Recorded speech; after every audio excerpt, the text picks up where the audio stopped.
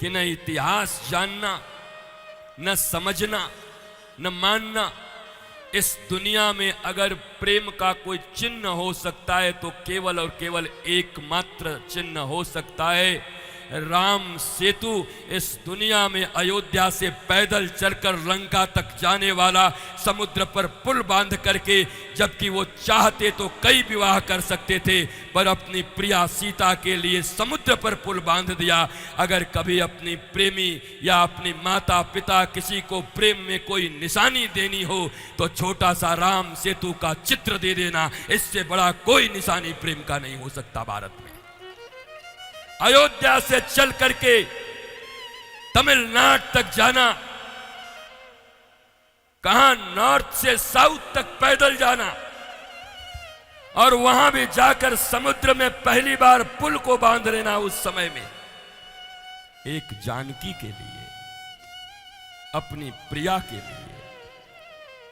लेकिन बारे भारत का इतिहास, बारे भारत की एनसीईआरटी, बारे भारत की शिक्षा व्यवस्था, जिसने राम सेतु को ग्लोरीफाई नहीं किया और राम सेतु को भारत में प्रेम का प्रतीक नहीं बनाया, बल्कि एक पत्नी को मरने के बाद और कईयों से विवाह करने वाले और मजदूरों के हाथ कटवाने वाले इमारत को प्रेम का इमारत बना दिया। ये भारत है, ये इतिहास है तुम्हारा। इसी इतिहास के कारण तुम नीचे जा रहे हो। ये बात बोलने वाला कोई नहीं, और बोलने वाला है तो समझने वाला कोई नहीं। 100 बार जाना हो, ताजमहल देखने में कोई बुराई नहीं, जाओ देखो, घूम आओ, वाह ताज करी आओ, देश की संपत्ति है हमारी, देख आओ। पर उसे प्रेम की संपत्ति बता दोगे? इतिहास को मिटा दोगे? झूठ बोलोगे? सरे आम भारतवासियों को ठगोगे? इसलिए सुदूर तक बैठे हुए मेरे प्यारे, संस्कृति के लिए जागृत रहो। संस्कृति बचेगी, देश बचेगा। देश बचेगा तो कौन सा देश है हमारा? ये वही देश है, मेरे देश की धरती सोना उगले उगले हीरे मोती।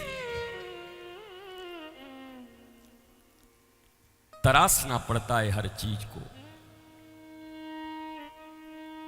जन्म अच्छा हो जाए और एक सद्गुरु मिल जाए जीवन में, और माता पिता तो प्रेमी होते ही हैं, होते ही। पर माता पिता तो दुर्योधन के भी थे।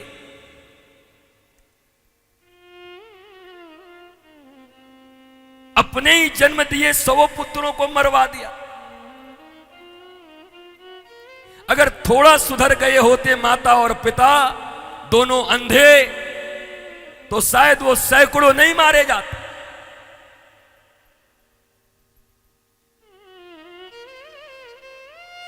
तब ये भी कैसे कहूं कि माता पिता ने अच्छा ही ज्ञान दिया। माधवी आई, भगवान चेहरा देखना चाहते थे नंदलाल।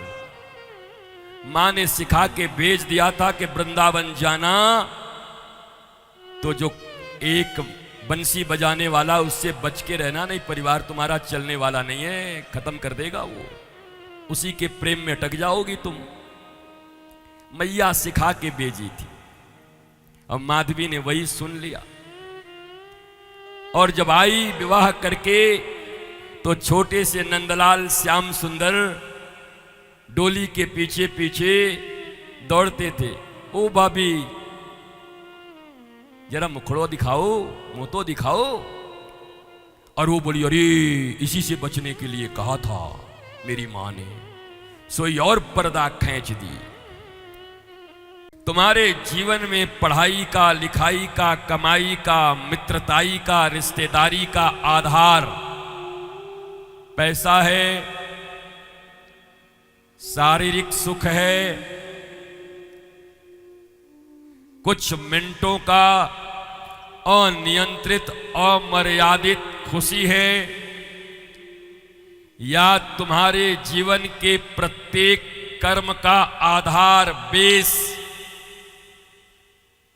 आत्मा, सत्य, धर्म, अस्तित्व, मुस्कुराहट, स्वस्थता, आनंद, प्रेम, शांति, क्या है दोनों में बेस बताओ।